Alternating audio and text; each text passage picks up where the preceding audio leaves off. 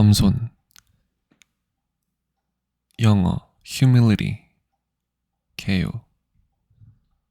겸손은 자신의 부족함을 알고 자신보다 뛰어난 자들이 있음을 겸허하게 받아들이는 자세를 말한다.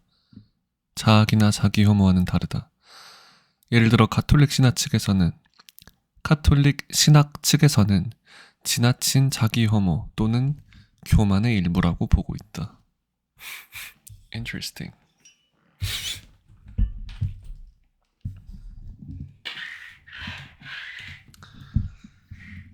지역별 겸손의 관념, 동아시아에서는 최고의 미덕 중 하나지만 정도가 지나치면 상대방으로서도 기분이 나빠질 수 있다.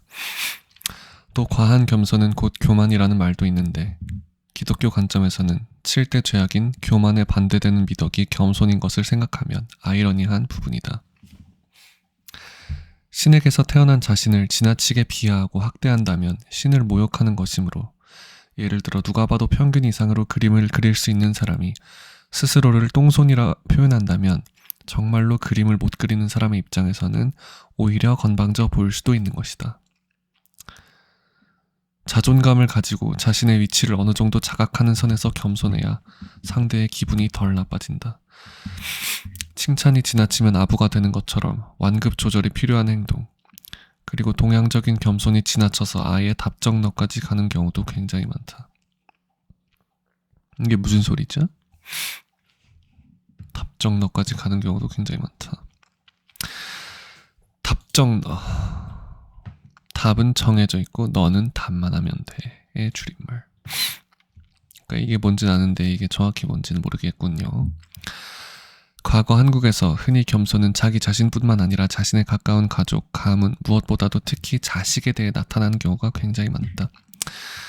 예를 들어 2010년대 기준으로 불과 몇십 년 전만 하더라도 타인에게 자신의 자녀들을 소개할 때에는 제 자식놈입니다 라고 표현하기도 했고, 누군가가 자신의 자녀를 칭찬이라도 하면 아휴, 그놈은 그저 못나고 미흡한 놈입니다 라고 앞장서서 자녀를 디스했으며, 학교에 자녀를 입학시킬 때에는 교사에게 못 배우고 부족한 게 많은 놈이니 매를 아끼지 마십시오 라는 걱정 섞인 편지를 함께 들려보내기도 했다. 사실 근래 대한민국에서 이러한 과도한 겸양 문화는 거의 사라져가고 있지만 문화인류학자들이나 문화심리학자들은 이러한 사례의 대표급으로 보통 중국을 꼽고 있다. 흥미롭게도 서구권에서 부모는 자녀의 가장 강력한 지원군이자 자녀의 길을 세워주는 데 앞장서는 역할이지만 중국에서는 타인이 자녀를 칭찬해 높이면 부모가 자녀를 다시 낮추는 형태로 사회적 조화와 통합이 유지되고 있다는 것.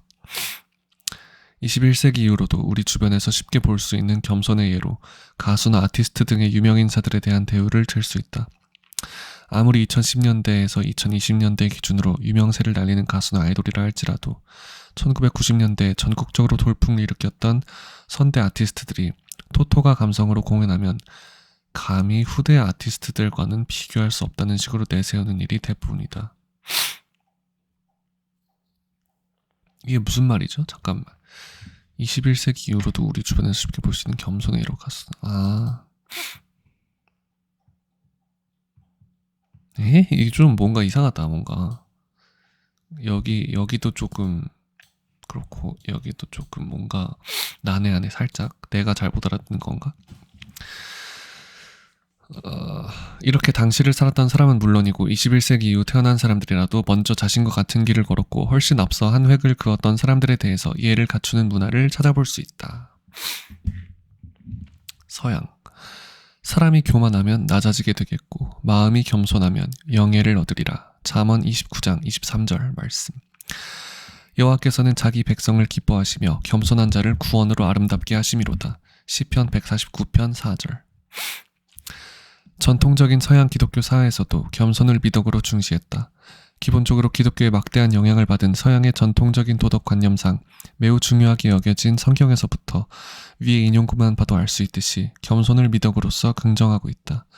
중세시대 기독교의 7대 죄악 중 가장 큰 죄악이 교만이었으며 당장 본 문서 상단의 표에도 나와 있듯이 이 교만에 대응되는 7대 주선 중 하나가 바로 겸손, humilitas이었다.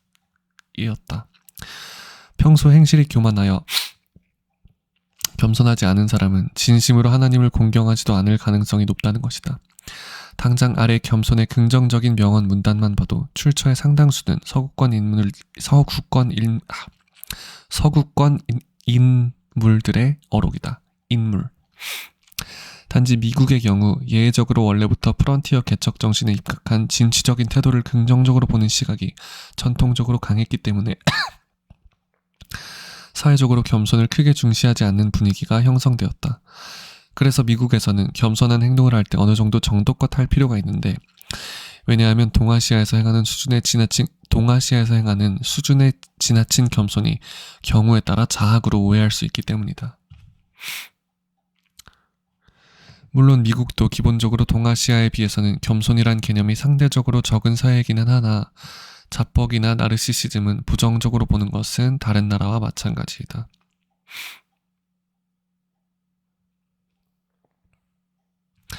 영어에서 겸손이라 직역되는 단어로는 modesty, humility, 형용사로는 humble과 modest가 있다.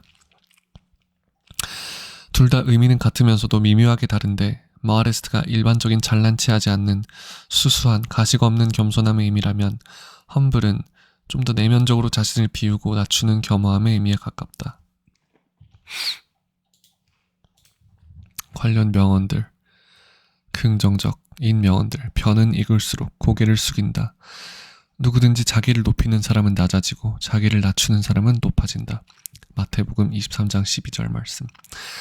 나는 내가 그 대상을 모른다는 것을 인정한다는 점에서 그 대상을 잘 모르면서 아는 체 하는 자들보다는 현명하다. 소크라테스.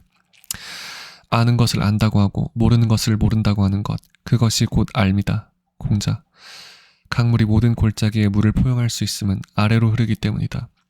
오직 아래로 낮출 수 있을 때에야 결국 위로도 오를 수 있게 된다. 겸손은 교만을 회개하는 것이다. 평생토록 길을 양보해도 100보에 지나지 않을 것이며 평생토록 밭두렁을 양보해도 한 마지기를 잃지 않을 것이다. 겸손, 예수와 소크라테스를 본받아라. 겸손에는 창피가 없다. 겸손은 모든 사람이 설교하지만 아무도 실천하지 않고 듣는 것으로 만족하는 하나의 미덕이다. 용맹이 여자를 꺾듯이 겸손도 여자를 사로잡는다. 고상하면 할수록 겸손해진다. 사회에서는 피차 양보 없이는 생활을 유지할 수 없다. 겸손은 육체의 양심이다. 지나친 공손은 오히려 예의가 아니다. 거짓으로 꾸민 겸손함은 거치장을 한 모렴치함이다. 겸손은 남에게 칭찬받는 것을 싫어하는 것처럼 보이지만 실은 완곡하게 칭찬받고 싶은 욕망에 지나지 않는다. 겸손은 미덕 따위가 아니다. 살아남기 위한 처세술일 뿐이다. 그렇게 겸손해하지 마십시오. 당신은 그 정도로 대단하지 아니니까요. 겸손도 지나치면 거만이 된다. 거만의 망토에 지나지 않는 겸손이 있다. 겸손은 범인에게는 한낱 성실이지만 위대한 재능의 소유자인 인간의 경우에는 위선이다. 윌리엄 셰익스피어. 겸손.